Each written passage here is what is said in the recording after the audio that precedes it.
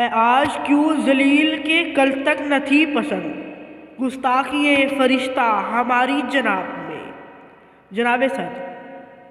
آج کے اس معزز ایوان میں مجھے جس موضوع پر اظہار خیال کرنا ہے اس کے الفاظ ہیں: مسلمان قوم موت کے دروازے پر۔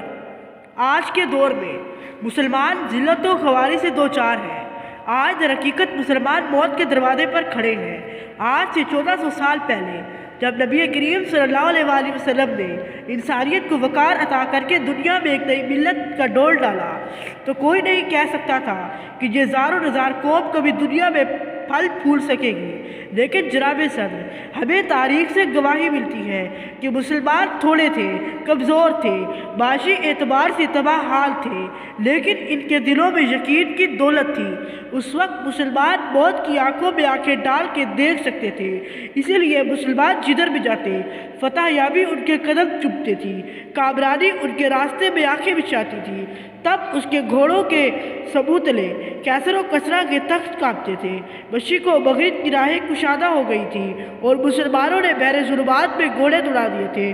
تب طارق بن زیاد نے ساحل اسپین پر کھڑے ہو کر کشتیاں جلا دی تھی۔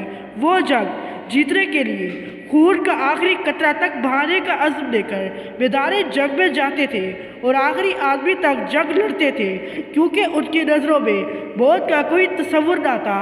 وہ شہادت کو حیات نو کا پیغام سمجھتے تھے۔ کشادے در دولت سمجھتے ہیں اس کو، شہادت نہیں موت ان کی نظر میں۔ صدر محترم، اس قوم کا زوال بھی عبرتناک ہے۔ جب اس قوم کے افراد اوج ثریا تک پہنچے، زمین و آسمان مسلمان کی فتوحات کو بچشم حیرت دیکھتے تھے، دولت و اقبال ان کے سر کے تاج تھے، تب یہی دولت ان کے لیے فراغت اور عیش لائی۔ وہ قوم جو شہر فتح کرتی تھی اب دلوں کو تسخیر کرنے لگی اور حسین زلفوں کے سائے تلے شام کرنے لگی۔ اس قوم کے معمار مسجد کرتبہ بنانے کی بجائے قصر الحمرا بنانے لگے۔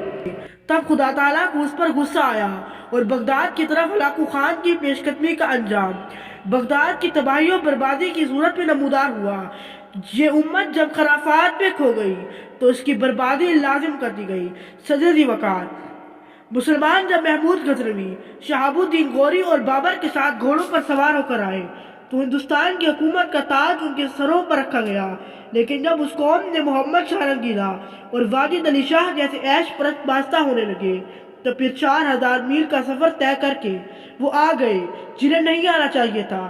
اس طرح مسلمانوں کی 1000 سال حکومت کا خاتمہ ہو گیا۔ اب تاریخ کے صفحات میں نے آپ کے سامنے کھول کر رکھ دیے ہیں۔ آپ بھی انصاف فرمائیے کہ اس وقت مسلمان موت کے دروازے پر دستک دے رہے ہیں یا نہیں؟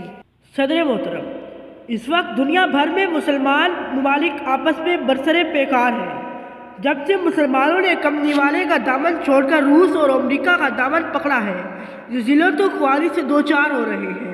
ساری دنیا سائنسی ترقی میں آسمان کے ستاروں کو قدموں تلے روند رہی ہے، لیکن مسلمان عیش و عشرت میں پڑے ہوئے ہیں۔ مشرق وسطیٰ کے تمام ممالک گروہوں میں بٹے ہوئے ہیں۔ تیل کی دولت سے ان کے گھروں میں روشنی تو ہو گئی ہے، لیکن یہاں خانہ دل تاریک ہو گیا ہے۔ آج مسلمان ٹک ٹاک کے نشے میں ڈوبے ہوئے ہیں۔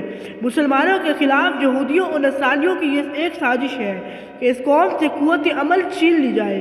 وہ اس میں پوری طرح کامیاب ہے۔ مسلمانوں کے دل سے جذبہ جہاد نکال دیا گیا ہے۔ مسلمان علاقائی تعصبات میں کھوئے ہوئے ہیں۔ عربی عجمی کے فرق نے ان کو الجھا رکھا ہے۔ فلسطین میں مسلمانوں کی ناچاکی کی بدولت اسرائیل اپنی خونے پنجے گاڑے ہوئے ہیں۔ تمام عرب دنیا نااتفاقی کا شکار ہے۔ پھر آپ ہی کہیے جناب صدر کہ کیا مسلمان موت کے درواہ پر نہیں ہیں؟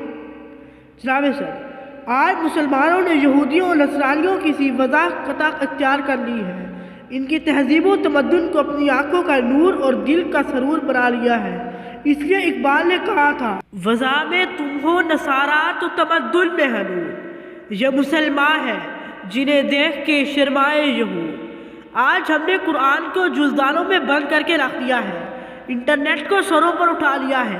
اس صورتحال پر تو میں یہی کہوں گا کہ وہ زمانے میں معزز تھے مسلمان ہو کر اور تم خوار ہوئے تارک قرآن ہو کر۔ قرآن پاک میں ارشاد باری تعالیٰ ہے، وَاعْتَصِمُوا بِحَبْلِ اللَّهِ جَمِيعًا وَلَا تَفَرَّقُوا، اور اللہ کی رسی کو مضبوطی سے پکڑے رکھو اور ٹکڑے ٹکڑے نہ ہو جاؤ۔ لیکن جناب سر، اس وقت مسلمانوں نے اللہ کی رسی کو چھوڑ کر روس و امریکہ کا دامن پکڑ رکھا ہے۔ ذات پات، رنگ و نسل کا جھگڑا زوروں پر ہے۔ کیا زمانے میں پنپنے کی یہی باتیں ہیں؟ بس سوچئے اور سمجھیے، ہم نے کچھ عرض کیا تو شکایت ہوگی۔ آپ کی سماعتوں کا بہت بہت شکریہ۔